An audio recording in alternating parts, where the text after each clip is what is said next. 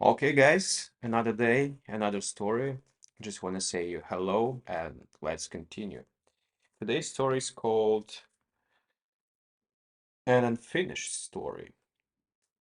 Okay, we're no longer grown and heap ashes upon our heads when the flames of Tophet are mentioned.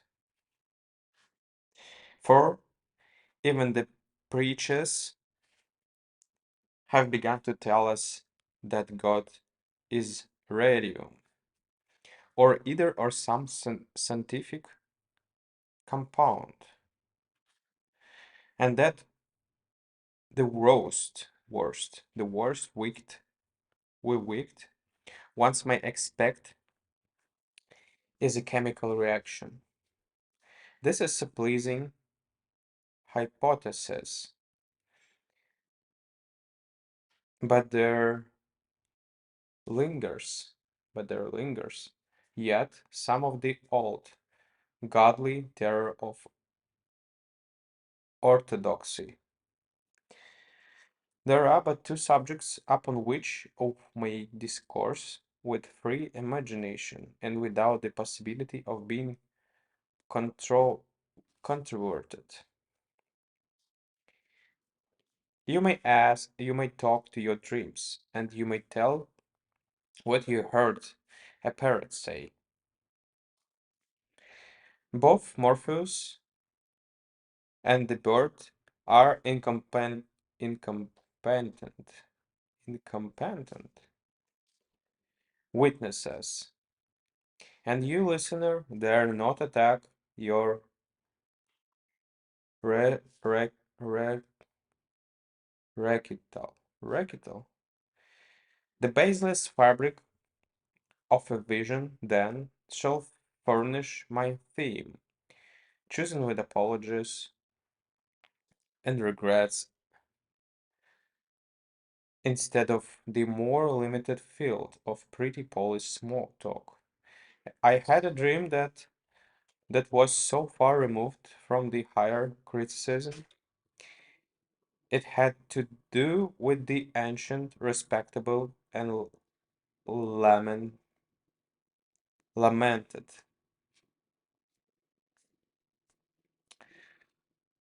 bar of judgment theory. Gabriel had played his trump, and those of us who could not follow suit were arranged follow suit were arranged for examination. I noticed at one side a gathering of professional bondsmen in solemn black and collars that buttoned behind. But it seems there was some trouble about their real estate titles, and they did not appear to be getting any of us out. A fly cope, an angel policeman, flew over me and took me by the left wing. Near at hand was a group of very pros- prosperous-looking spirits arranged for judgment. "Do you belong with that bunch?" the policeman asked. "Who they are?" was my answer. "Why," said he, "they are. But this irrelevant stuff is taking up space that the story should occupy."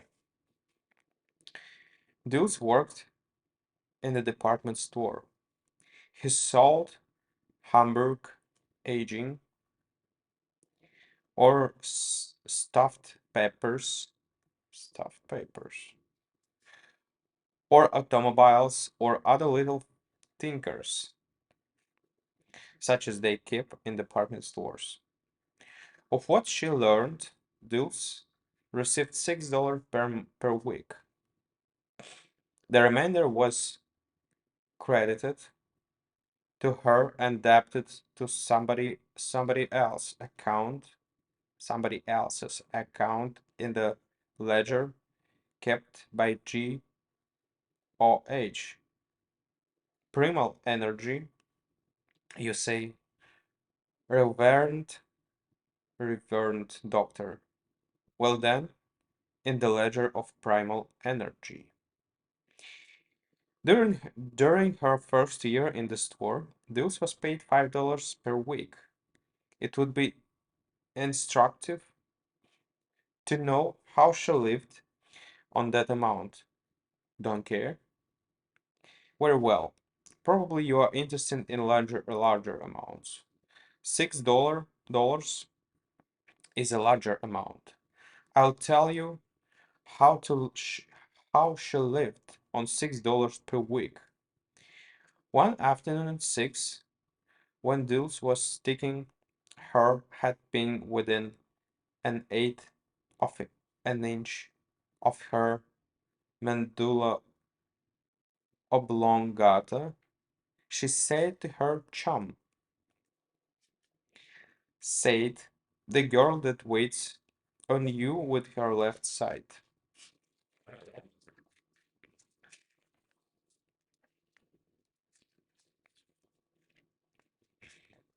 Said, I made a date for dinner with this evening with Piggy.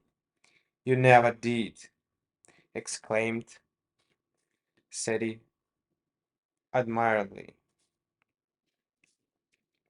Well, ain't you lucky pig and ain't you the lucky one? Piggy's an awful swell, and he says takes a girl to a small swell places. He took he took Blanche. He took Blanche up to the Hoffman house one evening where they have swell music and you see a lot of swells. You'll have a swell time, Dulcie. Dulcie hurried off homeward. Her eyes were shining and her cheeks showed the delicate pink of real life, life's approaching dawn.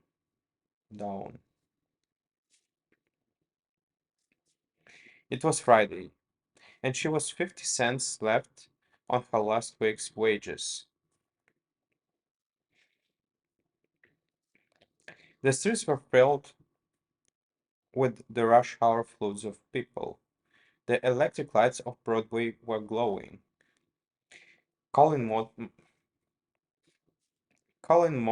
moths from miles, from leagues, from hundreds of leagues out of darkness around to come in and attend to singing, sing, singing,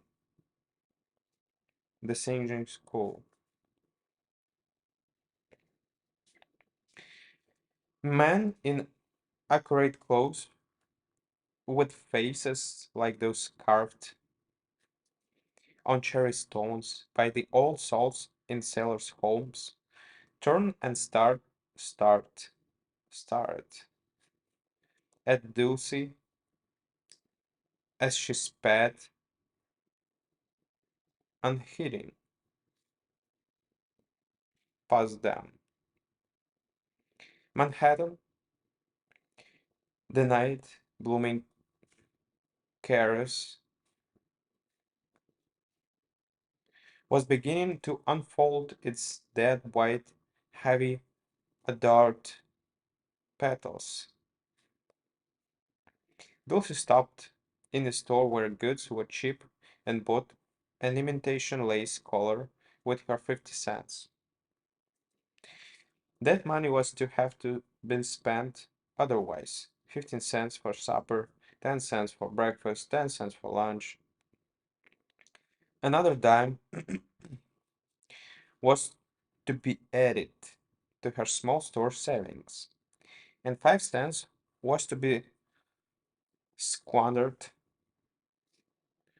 for liqueurs drops, liquorize, liquorize drops, the the kind that made your cheek look like the tooth edge,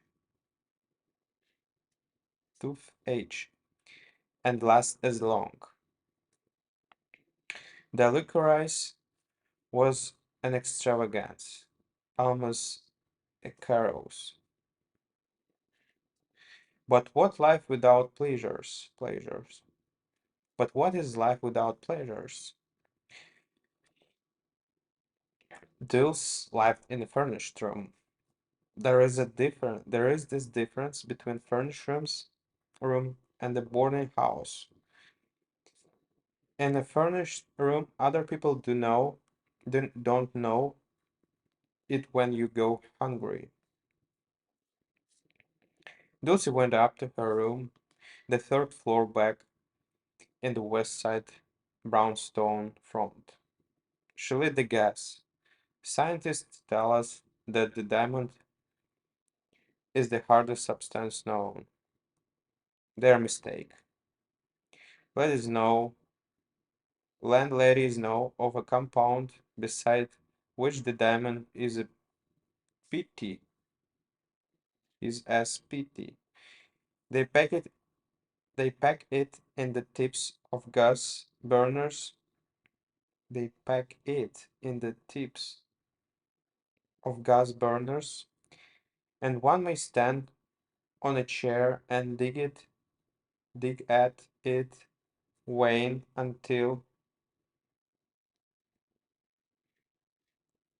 weighing until one's fingers are pink and bruised, bruised. A harping will not remove it. Therefore, let us call it immovable. So Dulce lit the gas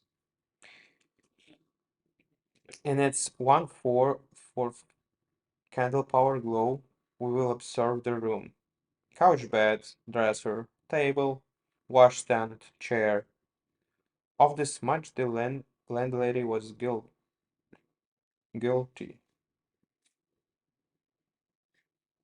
The rest was Dulce's. On the dresser were their treasures. Were her treasures? A gilt china vase,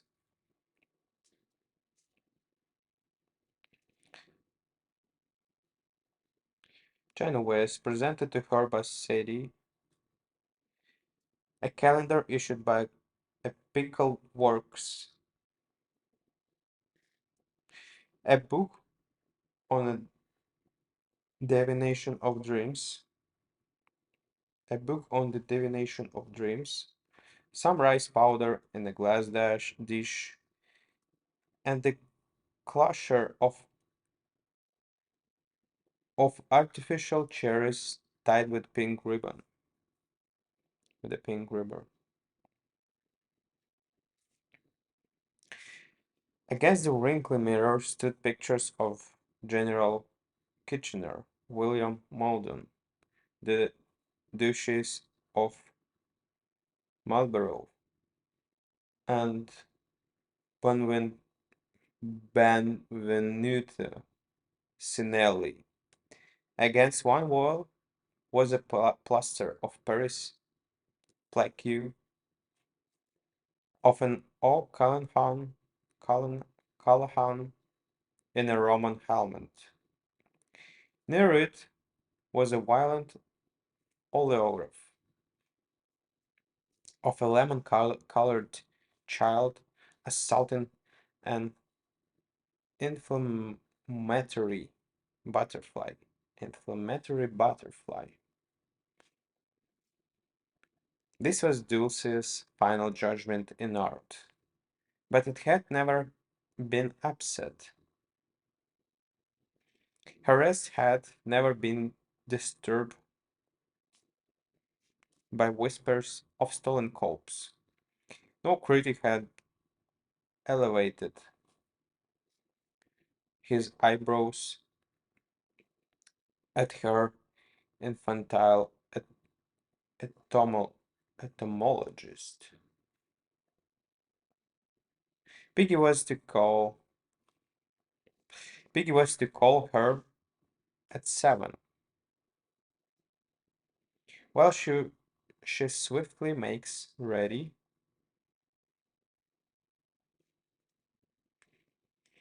let us discreetly let us discreetly face to other way and gossip.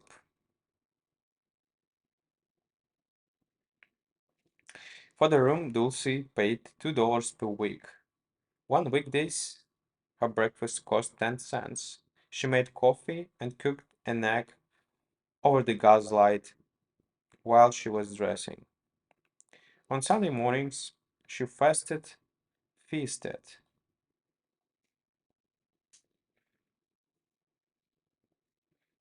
royally on veal chops and pineapple fritters at Billy's restaurant, at a cost of 25 cents, and tipped the waiters 10 cents. New York presents so many temptations for one to run into extravagance.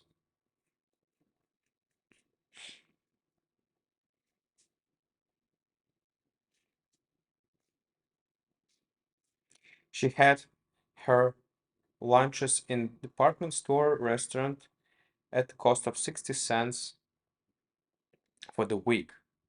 Dinners dinners were $1.05. The evening papers show me the New Yorker going without his daily paper. Came to 6 cents. And two Sunday papers, one for total amount to and two Sunday papers, one for the personal column and the other to read, were 10 cents. The total amounts to $4.76. Now one has to buy clothes, and I give it up. I hear I hear of wonderful bargains in fabrics and of miracles performed with needle and thread, but I'm in a doubt. I hold my pen poised in vain when I would add to Dulce's life some of those joys that belong to women by virtue, virtue, virtue of all the unwritten, scared, sacred, unwritten, sacred, natural, inactive, or ordinances of the equity of heaven. Twice she had been to Coney Island and had ridden the hobby horses. This very thing to count your pleasures by summers instead of by hours.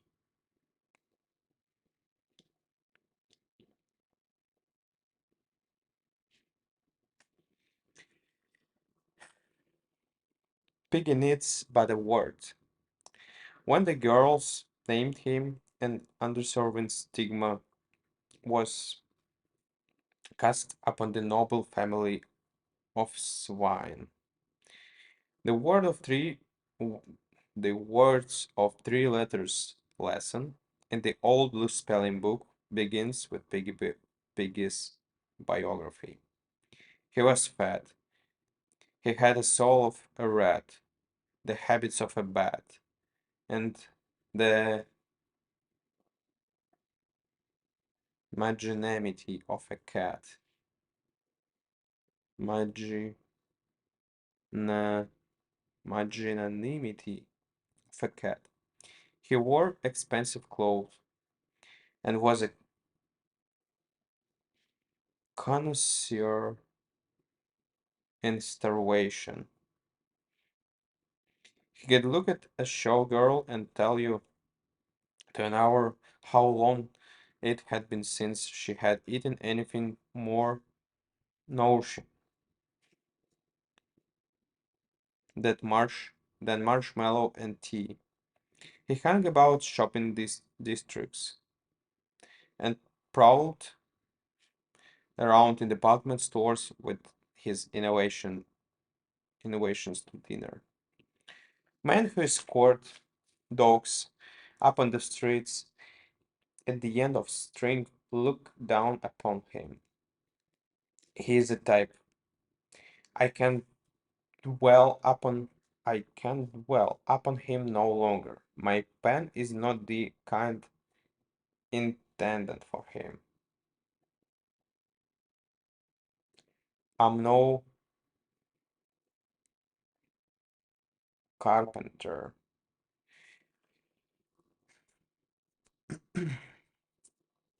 At 10 minutes to 7, Dulcie was ready.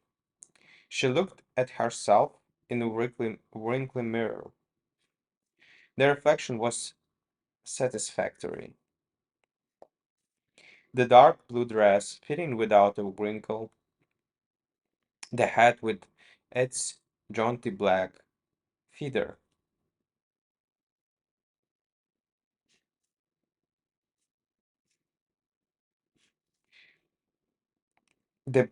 the but slightly soiled gloves, all representing self denial, denial, even of food itself, were wasty becoming, wastely.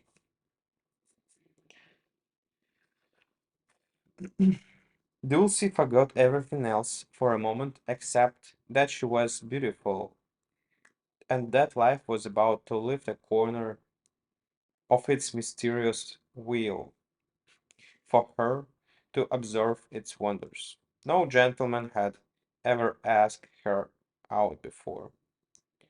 Now she was going to now she was going for a brief moment into the glitter and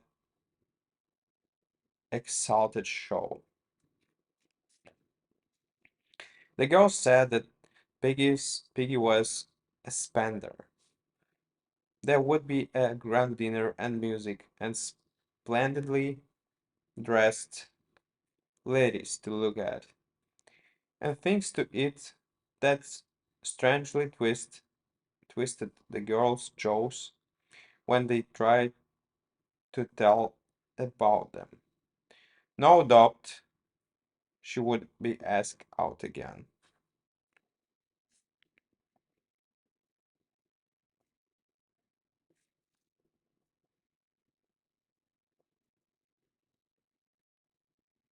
There was a blue pongy suit in the window that she knew.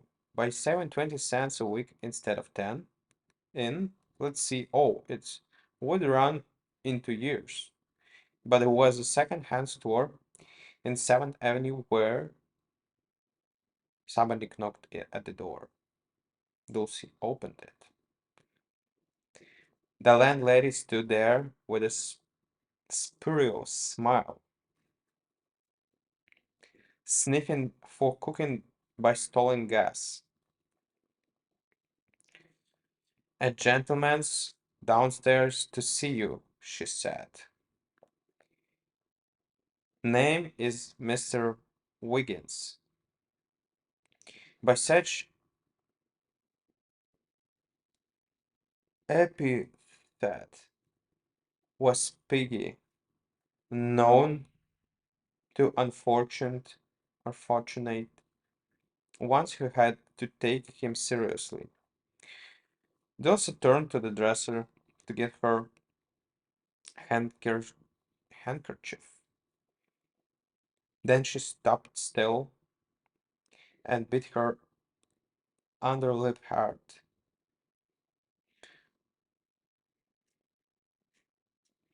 While looking at her mirror, while looking in her mirror, she had seen Fairyland and herself, a princess just awaking from a longer slumber. She had forgotten one that was watching with her set, beautiful, stern eyes, the only one that was to approve or condemn what she did, straight and slender, and tall with a look of sorrowful reproach,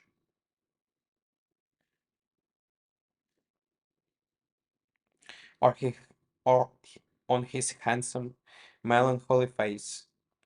General Kitchener fixed his wonderful eyes on her out of his gilt photograph frame on the dresser. Those turned like an automatic doll to the landlady. Tell him I can't go, she said dully. Tell him I'm sick or something. Tell him I'm not going out. Not good. After the door was closed and locked, Dulcie fell upon her bed and crushing her black teeth and cried for 10 minutes. General Kitchener was her only friend. He was Dulcie's ideal of a gallant knight. She looked as if he might have a secret sorrow, and his wonderful moustache was a dream, and she was a little afraid of that stern yet tender to look in her eyes. She used to have a she used to have fancies, little fancies that he would call at the house sometime and ask for her with his sword clanking against his high boots. Once, when a boy was rattling a piece of chain against a lamp post, she had opened the window and looked out, but there was no use. She knew that General Kitchener was away over in Japan, leading his army against the savage Turks, and he would never step out of his gilt frame for her. Yet one look from him had one quest. Piggy that night. Yes, for that night. When her cry was over, Dulcie got up and took off her best dress and put it on her old blue kimono. She wanted no dinner. She sang 2 verses of Semi. Then she became intensely interested in the little red speck on the side of her nose. And after that was attended to, she drew up a chair to the rickety table and told her fortune with an old deck of cards. The horrid, the horrid, impudent thing, she said aloud, and I never gave him a word or a look to make him think it. At 9 o'clock, Dulcie took a tin box of crackers, a little and a little pot of raspberry jam out her trunk and had a feast. She offered General Kitchener some jam on a cracker, but he only looked at her as thinks, what look at the butterfly. If there are butterflies in the desert. Don't eat if you don't want to, said Dulcie, and don't put on so many airs and scolds so with your eyes. And don't put on so many airs and scolds so with your eyes. I wonder if you'd be so superior and snippy if you had to live on $6 a week. It was not good sign for Dulce to be rude to General Kitchener. And then she turned Benvenuto, Benvenuto Cellini face downward with a sort of severe gesture.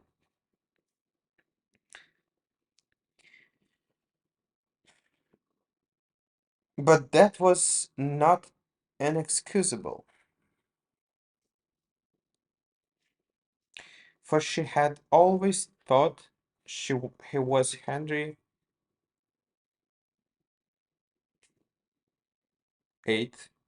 Henry VIII, and she did not approve of him. At 9:30,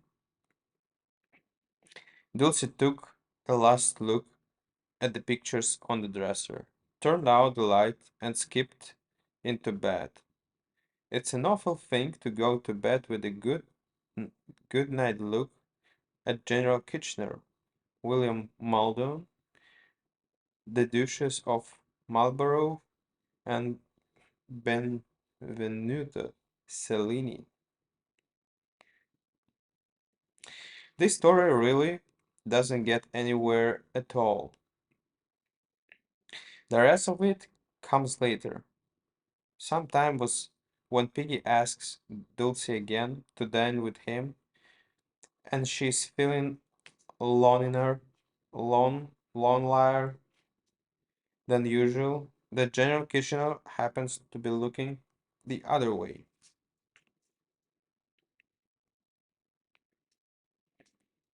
than usual, and the General Kitchener happens to be looking.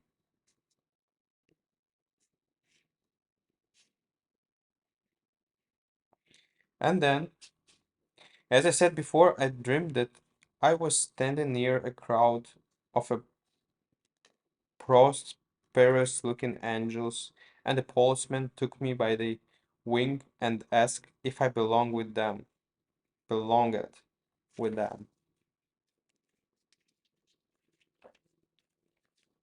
Who they are? I asked. Why, said he, they are the men who hired working girls.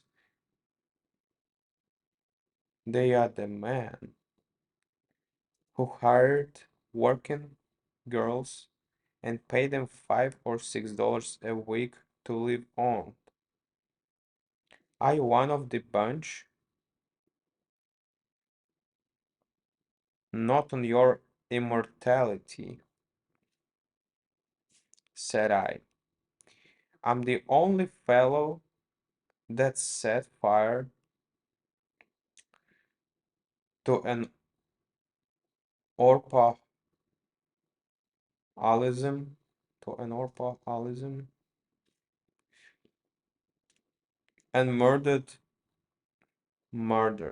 a blind man for these pennies. Okay.